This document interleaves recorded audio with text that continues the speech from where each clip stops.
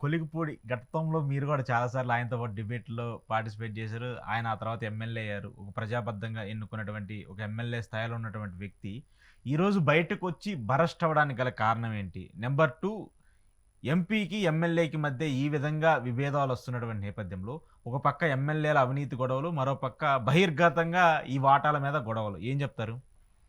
అంటే ప్రతిదానికి వెనకాతల నెరేటివ్ లేనిదే తెలుగుదేశం వాడు ఏదైనా ఈ పని చేశాడంటే హ్మ్. అందులో ముఖ్యంగా తపేలా ఛానల్ కోసం వాళ్ళు ఏదైనా పనికి ఆహార పథకం కింద ఉంటుంది. మనం దీంట్లో అనవసరంగా ఊహించుకుని యాజ్ ఇఫ్ ఏదో జరిగిపోయింది అనుకునే దానికన్నా ముందు ఏం జరిగిందో ప్రజలకు ఒక్కసారి చెప్తే హ్మ్.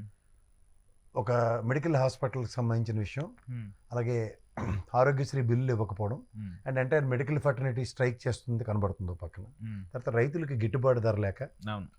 వడ్లు అట్లీస్ట్ 17,000-18,000 కొనే దగ్గర 1300 కూడా కొనడం దిక్కుమాల స్థితి. హ్మ్. అండ్ ఇది కాక ఈ గూగుల్ది ఇవన్నీ బూమరంగై చుట్టూ తిరుగుతున్నాయి. హ్మ్. ఇది కాక ఎంప్లాయీస్కి డిఏలు గత ప్రభుత్వంలో 11 డిఏలు ఇచ్చారు. సంవత్సరానికి 10 ఇస్తే చాలు అసలుకి. హ్మ్.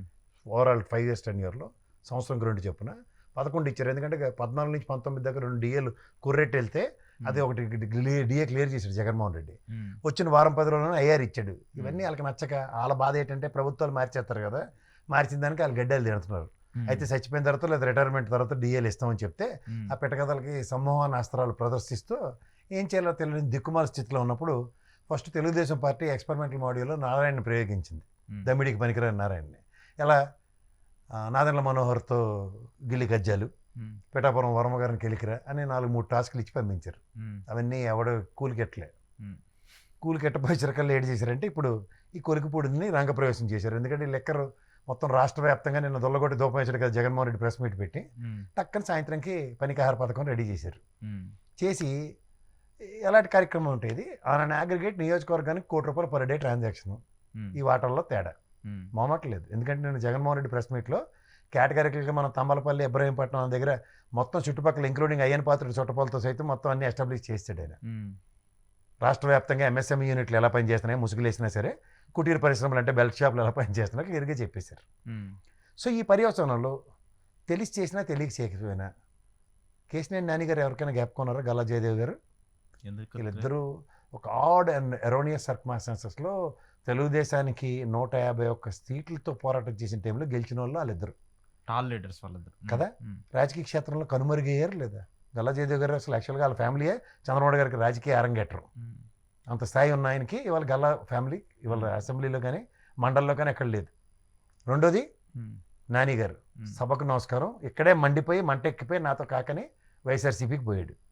అక్కడ ఆవిష్కృతుడైన నాయకుడు ఎవరంటే సిన్ని. ఎవరైనా లోకేష్ ప్రతిష్ఠించిన పార్వతీదేవుడు వినాయకుడిని తయారు చేసినట్టు ఈయన తయారు చేసి పెట్టారు అక్కడ. మీకు అర్థమైందా? Out of the box and సడన్గా ఎమర్జీ అయిన నాయకుడు. ఈ నాయకుడుకి ప్యారల్గా ఇంకో నాయకుడు కొలికిపూడి అమరావతి ఉద్యమం నుంచి వచ్చినోడు. వీళ్ళిద్దరూ విశ్వామిత్రుడు ప్రతిష్ఠిలాగా తెలుగుదేశానికి లోకేష్ గారు ప్రతిష్ఠించిన నాయకుల కింద వీటిని అభివర్ణించాలి. ఒకటి. రెండోది మీరు జాగ్రత్తగా గమనిస్తే నిన్న ఎవరికి అనుమానం రాకుండా ఆఫ్టర్ ఆల్ ఆ తపేలా ఛానల్లో కిరసనాలు అమ్ముకున్నాడే నీ అమ్మాయికి ఫీజు ఎవరు కట్టారు? ఫీజు కట్టలేని నిస్సాయ స్థితి నీ ఇల్లు అమ్ముకున్నారు. ఎలక్షన్ అఫిడవిట్లో 1,87,00,000 డిక్లేర్ చేశాడు ఆయన. 5 కోట్లు ఎక్కడి నుంచి వచ్చాయి? వెనకటికి ఎప్పుడైనా సినిమాకి వెళ్ళిన థియేటర్లో ఫస్ట్ ఒకటి వేస్తారు, మా ఆవిడ 2 గాజులు కూడా అమ్మివలసి వచ్చిందా నా ఆరోగ్యం. ఆ యాడ్కి తగ్గట్టుగా మా భువనేశ్వరమ్మ గాజులతో సైతం అమరావతి ఉద్యమంలో జోలు పెట్టి చంద్రబాబు గారితో కూడా డబ్బులు కలెక్ట్ చేశారు. ఆ లెక్క ఇప్పటికి ఎవరికైనా చెప్పారు? అంటే మీరు చెప్పేది ఏంటి, అమరావతి ఉద్యమంలో ఇచ్చినటువంటి చందాలు ఆ డబ్బులన్నింటినీ కూడా ఎలక్షన్స్ కోసం చేశారని చెప్పి ఎవరికైనా ఇలా లెక్క చెప్పారా? ఇంకా 24 గ్రామాలు ఇగో ఐసిఐసిఐ బ్యాంక్ స్టేట్మెంట్ ఆయన పంపించింది అది 5 కోట్లు. ఎంత పిండికి అంత రొట్టె అంటారు. నీకు సామర్థ్యం లేని దగ్గర ఎక్కడి నుంచి డబ్బులు వచ్చాయి? మీకు ఎవరైనా మీ ఫ్రెండ్స్ సర్కిల్లో 10-20 వేలు అప్పు తెచ్చుకోగలరు ఈ రోజున పరిస్థితుల్లో? ఇచ్చేవాళ్ళు ఉంటారు కదా సార్. అంటే 10-20 వేలు అప్పు ఇస్తారు. ఇచ్చేవాళ్ళు ఉంటారు, కొంతమందికి ఇచ్చేవాళ్ళు ఉంటారు. ఉండండి, గౌరవపడిపోకండి. అందరూ బతుకుతున్నాం, అందరూ ఫ్యామిలీ లైఫ్ లో విజువల్స్ చేసుకున్నా. ఎవరికైనా 5 కోట్లు అప్పు ఇచ్చి ఫ్రెండ్స్ ఉంటారా? సార్ ఎందుకు ఉంటారండి. అదే సార్, బిజినెస్ మ్యాగ్నెట్లు ఉంటారు సార్. ఈయన బిజినెస్ మ్యాగ్నెట్ సార్. ఆయన ఏదో ఒక నిమిషం ఆగండి. మీరు ఊరికే మీరు ఆ ఛానల్లో పనిచేసినట్టు సార్, ఛానల్స్ కాదు కొంచెం ప్రభావం ఉంటుంది సార్. చెప్పండి ఒకసారి. మళ్ళీ అనమాట ఇప్పుడు రావుస్ అకాడమీ ఇలాంటి ఐఏఎస్ అకాడమీలు 4-5 నాకు తెలుసు ఇక్కడ హైదరాబాద్లో. ఎంతమంది ఐఏఎస్ని ప్రొడ్యూస్ చేసాడు ఈయన ఐపీఎస్ని? ఉదాహరణకి ఈ అకాడమీకి ఎంత ఫినామినల్ గ్రోత్ ఉంది. ఇప్పుడు ఉదాహరణకి మాకు విజ్ఞాన కాలేజీ రత్తయ్య గారు ఉన్నారు, ఆయన రాజకీయ రంగేటంలో ఉన్నారు, పనిచేశారు. నారాయణ గారికి కోచింగ్ సెంటర్లు ఇవన్నిటితోనూ ప్రజలకి డబ్బులు ఎలా ఉన్నాయి, రాజకీయాలు ఉన్నాడు, పని చేస్తున్నాడు. అంత ఎఫిషియన్సీ ఏమైనా ఉందా? లేదు. అఫీషియల్ గా చెప్పండి, ప్రజలకు అర్థం అవ్వాలి కదా. ఇప్పుడు అమరావతి ఉద్యమంలో లైమ్ లైట్ లోకి వచ్చిన వాళ్ళే కదా తపెలసాన్లో కూర్చోపెట్టి అప్పటిదాకా వీళ్ళు ఎవరు కూడా వాడికి తెలియదు కదా. ఛానల్ వదిలేండి సార్, మనుషుల గురించి చెప్పండి. మనుషుల గురించి చెప్తాను, వాళ్ళు తీసుకొచ్చిన పబ్లిసిటీ కదా. ఉదాహరణకు బాలకోట గారు కానీ లేదా ఈ కొరికపూడి గారు వీళ్ళందరూ ఆ ఉద్యమం నుంచి వచ్చిన నాయకులు అంటే వాళ్ళకి నిజంగా వీళ్ళు ఉద్యమంలో వీళ్ళు చేశారా వాళ్ళు చేశారా ఒకసారి ప్రజలకు కూడా తెలియాలి కదా. వీళ్ళకి రాజకీయ క్షేత్రంలో బాలకోట గారికి ఒక పదవి వచ్చింది మొన్న, ఈయనకేమో తిరువురులో ఎమ్మెల్యే పదవి వచ్చింది. మరి మిగిలిన వాళ్ళు స్వచ్ఛందంగా ఇచ్చిన 29 గ్రామాల 34,000 ఎకరాలు ఇచ్చిన రైతుల్లో ఎవరికైనా పదవి వచ్చిన ఉదంతో చెప్పండి.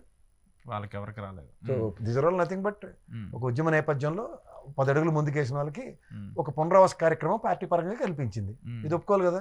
అంటే indirect form of evaluating respective party. ఇది మనకి ప్రాథమిక. సో ఇప్పుడు డబ్బులు లేని ఇతని నేపథ్యం ప్రజలందరికీ తెలిసిన విషయమే. ఉదాహరణకి ఈయన జనసేన పార్టీలో జాయిన్ అయ్యి టికెట్ తెచ్చుకోవడం అనుకుంటే అంటే నేను ట్రాన్స్పరెంట్ పాలిటిక్స్ చేస్తాను, నేను లంచాలు తీసుకొని ఒకటి రూపాయి తీసుకొని టికెట్ ఇచ్చాను అనుకోవడానికి. ఈయన జనసేన పార్టీ నుంచి కాదు కదా, నెక్కొచ్చేది తెలుగుదేశమే. మన మల్లారెడ్డి గారి ఎలక్షన్ ఎవరికైనా గ్యాప్ ఉందా? 25 కోట్లతో వేలంపాటు స్టార్ట్ అయ్యి 100 కోట్లతో పరిసమాప్తమై తెలుగుదేశం పరంగా 2014లో ఎంపీ అయ్యారు. ఇది వాస్తవాలు. సరే, ఎన్నికల్లో ఎవరు అవునన్నా ఈ ఎలక్షన్లో గెలిచినోడైనా ఓడిపోయినోడైనా 25-30 కోట్లు తక్కువ ఖర్చు పెట్టినోడు ఉన్నాడు మొత్తం నియోజకవర్గాల్లో? ఎక్కడా లేదు. ఇతనికి ఇంత ఫైనాన్షియల్ అబిలిటీ ఎక్కడి నుంచి వచ్చింది? నేను అంటుంది మీరు అన్నట్టు బిజినెస్ ఫర్టర్నిటీ అంటే నారాయణ గారు లేదా రత్తయ్య గారు గతంలో విజ్ఞాన కాలేజీ ఇలాంటి వాళ్ళు రాజకీయ రంగేటంలో 10-15 ఖర్చు పెట్టారంటే there may be probabilities. What about this gentlemen? So మీరు చెప్పే అసలు ఈయనకి ఇన్ని డబ్బులు ఎక్కడి నుంచి వచ్చినాయి అనేది నాకైతే అమరావతి ఉద్యమం తప్ప ఇంకేం కనబడలేదు. అప్పుడు లాట్ ఆఫ్ డొనేషన్స్ అండ్ చందాలు కూడగట్టిన ఉదంతాలు తెలిసినవే. అవి ఏమైనా మిస్ఇంప్రపరేషన్ అయ్యి ట్రాన్స్పరెంట్గా ఇవ్వండి, ఇది మా కలెక్షన్ అయింది ఎంత, ఇందులో ఈ విధంగా ఖర్చులు అయ్యి ఏమైనా చెప్పాలి కదా. సరే, ఎక్సెప్ట్ దట్ సార్ మీరు అన్నట్టు ఆ డబ్బులు పక్కకు వచ్చేసింది. అసలు ఇప్పుడు ఎందుకు ఈ ఇష్యూ బయటకు వచ్చింది? ఇప్పుడు దీన్ని ఎంతగా అక్కడ జరుగుతుంది బయటకు వచ్చి జరిగిన అవసరం ఆబ్వియస్లీ అక్కడ ఎన్ని నెత్తి వాచిపోతున్నాయి సార్. పక్క మెడికల్ కాలేజీల ఇష్యూ, ఓ పక్కేమో లిక్కర్ స్కామ్ కాదు సార్, స్కీము. మూడోది డాక్టర్స్ అందరూ స్ట్రైక్లో ఉన్నారు ఇప్పుడు ఆరోగ్యశ్రీకి సంబంధించి, దాంట్లో బిల్లులు పే చేయట్లేదు. తర్వాత ఎంప్లాయీస్ భూమేరంగా అయింది, వ్యవసాయదారుల పరిస్థితి అధోగతి పాలైంది. ఎన్ని ఇష్యూస్ ఫైల్ అయిపోయి ఉన్నాయి. సో వీటన్నిటిని డీవియేట్ చేయడానికి ఇప్పుడు ఏదో ఒక కాంట్రవర్సీ ఇష్యూని బయట controversy they have been addressing from last few months. అది ఇప్పటి నుంచి కాదు, ఒక 3-4 months నుంచి ఎక్కువగానే ఈ టాపిక్ అంతా నేను ప్రెస్ మీట్ లో పెట్టినవి, ప్రభుత్వం మీద ఎండగట్టినవి అన్ని పక్కపోయాయి కదా. ఇప్పుడు దీని మీద డిబేట్ అయింది కదా మనకి. రెగ్యులర్ గా పనికొచ్చి పనిచేసి మీరు కూడా ఈ చెత్త మీద ఎత్తుకున్నారు కదా, అలా కావాల్సింది అదే. అంటే ఇప్పుడు ఈ డైవర్ట్స్ అన్నిటిని చేయడానికి కోసం దీన్ని అనలైజ్ చేశారు. ఆబ్వియస్లీ ఇది 10 రోజుల పాటు పనికి ఆరిపోతుంది వీళ్ళకి. అసలు డైరెక్ట్గా వాళ్ళే కూర్చోబెట్టి మాట్లాడుతున్నారు కదా, అవినీతికి సంబంధించి కేసు నేను చిన్ని చేసింది, హైదరాబాద్లో రియల్ ఎస్టేట్ సంబంధించి ఆయన చేసినటువంటి అక్రమాలు, వీటన్నిటిని కూడా డైరెక్ట్ ఒక ఎమ్మెల్యే బయట పెడుతున్నాడు కదా. పెడితే లచ్చికి సీటీ సంతకు గాజులని చిన్నప్పుడు మాకు సామెత ఉండేది, ఎవరికి ఉపయోగం అది? ఉపయోగం కాదు సార్, ఇంత అవినీతి జరుగుతుందని చెప్పేసి చేస్తున్నారు. అశోక్ గారు నాకు నచ్చకపోతే వేరే ఛానల్కి వెళ్ళి 10 మాటలు చెప్పొస్తా. చెప్పడం గురించి కాదు, ఇప్పుడు ప్రభుత్వానికి సంబంధించిన వ్యక్తులు కదా వాళ్ళు. మీరు నేను మాట్లాడితే అది ఏదైనా సరే లేదా అలిగేషన్ చేస్తున్నారు అనుకోవచ్చు. ఒక రెస్పాన్సిబుల్ సిటిజన్ గా ఉండి కొన్ని లక్షల మంది ప్రజలు ఓట్లు వేస్తే వాళ్ళు ఉన్నటువంటి వ్యక్తి ఈ రోజు ఇంత అవినీతి అవినీతిని బయటపడడానికి ఎమ్మెల్యే కింద అనుకున్నారు. తిరువురు నియోజకవర్గంలో ఇంకేం సమస్యలు లేవా? చాలా ఉన్నాయి సార్, అదే నేను అన్నా, చాలా సమస్యలు ఉన్నాయి. ఇచ్చాడంటే ఈ సామర్థ్యం ఏంటి? ఇది ఫస్ట్ తిరువురు ప్రజలు ప్రశ్నించండి. అది వెనకబడి నియోజకవర్గం కదా, వెనకబడి నియోజకవర్గంలో అప్లిఫ్మెంట్ కోసం ఇస్తారు. ఇతనే ఇంత సామాజిక వర్గ పరంగా ఎంత అభివృద్ధి చెందిన ఉన్నాడు, ఆ నియోజకవర్గానికి ఏం అభివృద్ధి చేయాలో దాని మీద ప్రణాళికాబద్ధంగా ఏమైనా ఉందా? మాట్లాడదాం సార్. వెనుకబడి నియోజకవర్గం ఒక ఎమ్మెల్యే నిలబడిన అతను 5 కోట్ల రూపాయలు ఒక ఎంపీకి ఇచ్చాడంటే పార్టీకి ఎంత ఇచ్చాడు, ఎంత ఖర్చు పెట్టాడు, ఫైనాన్షియల్ అబిలిటీ ఎక్కడి నుంచి వచ్చింది? ఎవరో ఒకళ్ళు బ్యాక్ అండ్ సపోర్ట్ చేయొచ్చు. ఎవరో బ్యాక్ అండ్ అంత తెలియని తీసుమార్కాలను ఎవరు ఉంటారు కదా ఈ రోజుల్లో. డబ్బులు రూపాయి అప్పించినోడు ఎవడో మా ప్రజాబాహుల్యాల్లో అంత పొటెన్షియల్ ఉన్న ఫ్రెండ్స్ ఎవరో ఒకరికి ఉన్న. నీ సర్కిల్ ఏంటో నాకు తెలుసు, నా సర్కిల్ ఏంటో మీకు తెలుసు. ఓకే, సో ఖచ్చితంగా దీని వెనక ఏదో ఉంది, దాన్ని ఏదో డివియేట్ చేయడానికి ఇప్పుడు ఇదంతా కూడా అదే ఉన్నది. అదే ప్రభుత్వం మీద జరుగుతున్న డ్యామేజ్లు వీళ్ళ మీద. మన లెక్కర్ స్కామ్లో జరిగితే తంబాలపల్లిలోనే ఏడు చెప్తున్నారు, పెద్దిరెడ్డి అంచులు కాదు నాకెందుకు అది. అక్కడ ఎలక్షన్ అఫిడవిట్ ఇచ్చినప్పుడు ఆఫ్రికాతో నాకు లెక్కర్ సంబంధాలు ఉన్నాయి లేదు ఇలాంటివి ఇవ్వకుండా ఇచ్చాడు. ఖచ్చితంగా ఆయన ఉన్నాయి. పార్టీ అక్కడ నుంచి ఎక్స్పెల్ కంపెనీలు చేసినప్పుడు ఉన్నాయని బీఫామ్ చెప్పేసి. మీరే ఇచ్చారు కదా. ఉమ్. అక్కడ ఏ వ్యాపారం చేస్తున్నాడో తెలియకుండా వీళ్ళు ఆఫ్రికా వెళ్ళి మూటలు మోయడానికి వెళ్తున్నాడు, శనక్కాయలు వ్యాపారం చేయడానికి వెళ్తున్నాడు తెలిసి టికెట్లు ఇచ్చారా? ఉమ్. లేదా 2 మర్డర్లు చేసినాడు, గాంధీ జయంతినాడు, రిపబ్లిక్ డే నాడు, లేదా ఇండిపెండెన్స్ డే బయటికి తీసుకొచ్చినాడు, ఆ సురేంద్ర నాయుడు నేపథ్యం ఏంటో తెలియదు మీకు? ఉమ్. అది జనార్దన్ రావు గారు ఏడు చేస్తాడో తెలియదా? పని పట్లని జనార్దన్ రావు గారిని తీసుకొచ్చి అరెస్ట్ చేస్తే ఎవరికి ఉపయోగం అది? ఉమ్. అలాంటి విషయాలు అసలైనండి. ఉమ్. ఆ ఆయన విషయాలను లేకుండా- డైవర్ట్ చేయడానికి, ఆ విషయాలన్నింటి మీద పక్కదారి పట్టించడానికి ఈ పనికి మన చెత్త తీసుకొచ్చి ఉమ్. 5 కోట్లు ఇచ్చాను, 10 కోట్లు ఇచ్చాను, ఎంత అఫీషియల్ వైట్ మనీ అది. ఉమ్. For your direct information. గా bank transaction That's what I'm చూపిస్తున్నాడు. saying. 5 crores is an official um. transaction which was happened. ఉమ్. అసలు ఎలక్షన్ కమిషన్ ఈ ఎన్నికలు రద్దు చేయాలి, ఇది కానీ ప్రూవ్ ఇది నిజం అని చెప్పేసి ఆయన బయటకు వచ్చి డైరెక్ట్ చెప్తున్నాడు కాబట్టి. బట్ ఆబ్వియస్లీ ఇప్పుడు అతను అప్పులు కూడా దాంట్లో డిక్లేర్ చేయాలి కదా. ఇప్పుడు ఉదాహరణకి ఆయన అప్పు చేసి డబ్బులు ఇచ్చారు అనడం కొందాం. ఉమ్. 5 కోట్ల ఎలక్షన్ అఫిడవిట్లో నాకు 5 కోట్ల అప్పు నుంచి ఉందా? అసలు ఆ ఎన్నికలే చెప్తున్నా కదా, ఎన్నికలు రద్దు చేయాలి, ఎంపీ పార్లమెంట్ స్థానానికి ఆ తిరువురికి మళ్ళీ ఎన్నికలు జరపాలి. ఎన్నికల కమిషన్ దీన్ని సీరియస్ గా తీసుకొని చేయగలిగితే మరి వాళ్ళు చేస్తారు. వాళ్ళకి అంత సీరియస్నెస్ లేదులేండి, ఉందని కూడా భ్రమించకండి.